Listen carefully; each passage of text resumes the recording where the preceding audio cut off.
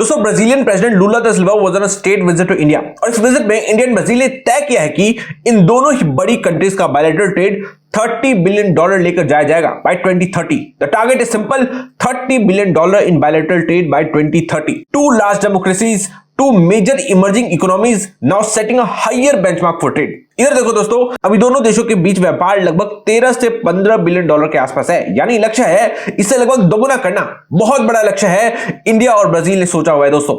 Brazilian president Lula da सिल्वा के इस यात्रा के दौरान इंडिया और ब्राजील के बीच 9 बड़े एग्रीमेंट्स हुए, जिसमें से एक एग्रीमेंट माइनिंग और क्रिटिकल मिनरल्स को लेकर है, जो कि इंडिया के लिए बहुत ज्यादा इंपॉर्टेंट है। यहां से इंडिया सप्लाई चेन सिक्योर करने की कोशिश कर रहा है और कहीं ना कहीं चाइना पर डिपेंडेंसी कम करने की कोशिश कर रहा है। आगे इस वीडियो में बताने वाला हूं कि कैसे बहुत बड़ा गेम इंडिया खेल रहा है।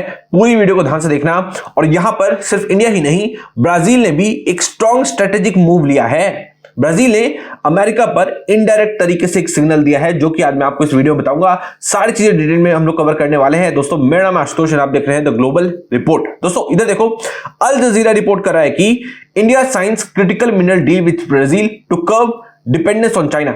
इंडिया मीडिया भी यही कह रहा है कि India and Brazil set $30 billion trade target by 2030, sign mineral rare earth pact. अब पूरी स्टोरी को सीधे तरीके से समझना। इधर देखो, ब्राजील के प्रेसिडेंट लूला दा सिल्वा 3 दिन के विजिट पर इंडिया आए हुए थे। यहां पे हैदराबाद हाउस में मीटिंग हुई, प्राइम मिनिस्टर नरेंद्र मोदी के साथ डेलीगेशन लेवल टॉक्स हुई। इस विजिट के दौरान दोस्तों टोटल 9 अग्रीमेंट साइन हुए। Mining and steel corporation, critical minerals, rare earth, pharmaceutical collaboration और टेक्नोलॉजी और डिजिटल एरिया में भी समझौते हुए, जो कि इंपॉर्टेंट थे। बट सबसे इंपॉर्टेंट क्रिटिकल मिनरल्स पैक्ट था। अब इसे समझो दोस्तों, ब्राजील के पास आयरन ओर के बड़े रिजर्व्स हैं, लिथियम है, रेयर अर्थ पोटेंशियल है। इंडिया की स्टील कैपेसिटी 218 मिलियन टन के आसपास है। इंफ्रास्ट्रक्चर एक्सपेंशन चल रहा है, लगातार हम लोग अपने इंफ्रास्ट्रक्चर को बढ़ा रहे हैं। इलेक्ट्रिक व्हीकल्स और रिन्यूएबल सेक्टर भी लगातार ग्रो कर रहा है। तो इन सब के लिए रॉ मटेरियल सिक्योर करना जरूरी है और इसके लिए हम लोगों ने ब्राजील को चुना है। इसलिए ये एग्रीमेंट स्ट्रेटेजिक है। टारगेट भी क्लियर है कि 2030 तक $30 billion trade between India and Brazil को अचीव करना है। आज ट्रेड लगभग 13 से 15 बिलियन डॉलर के आसपास है, मतलब नेक्स्ट फ्यू इयर्स में इसे ऑलमोस्ट डबल करना है। दोस्तों ये सब नंबर नहीं है, ये डायरेक्शन है और ब्राजील हमारे लिए इसलिए बहुत ज्यादा इंपॉर्टेंट हो जाता है। अब बड़ा पॉइंट समझना, इंडिया यहां पे करने की क्या कोशिश कर रहा है। इंडिया एक बहुत बड़ा गेम खेल रहा है चाइना के साथ। इंडिया लगातार चाइना पर अपनी डिपेंडेंस कम करने की कोशिश कर रहा है।